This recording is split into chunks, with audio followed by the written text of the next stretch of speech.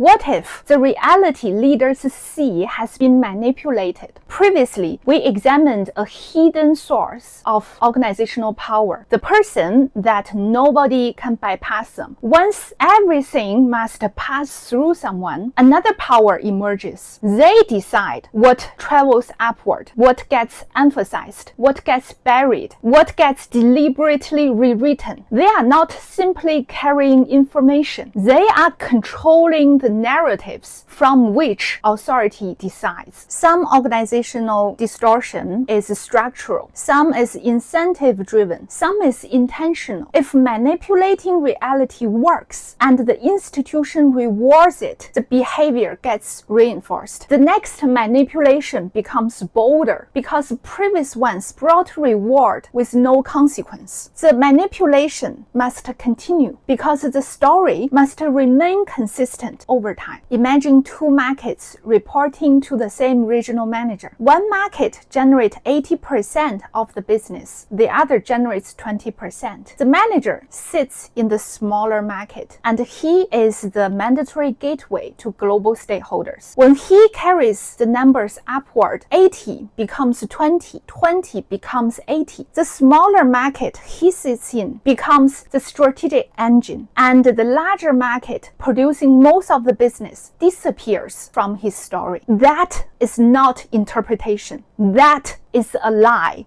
And protecting that lie requires something darker. People who know the truth becomes dangerous. Their credibility must be weakened. Their contribution must be erased. And eventually, they must be silenced. Because once a narrative becomes politically valuable, reality becomes an existential threat to the person who created it. That is vertical narrative control. It creates authority-knowledge misalignment. Authority sits at the top, knowledge sits below. Between them sits the narrative that doesn't represent reality. Now imagine this happens across 5 layers of management. At every layer, reality must survive another selection. What gets emphasized? What gets removed? What gets rewritten? By the time it reaches the top, how much reality is left? So for anyone sitting at the top, the question is not simply how much information am I receiving? It is after everything this information has passed through, how much reality is left? Because when authority can no longer distinguish reality from fabricated narratives, the institution is no longer governing reality. It is governing the stories others created about it.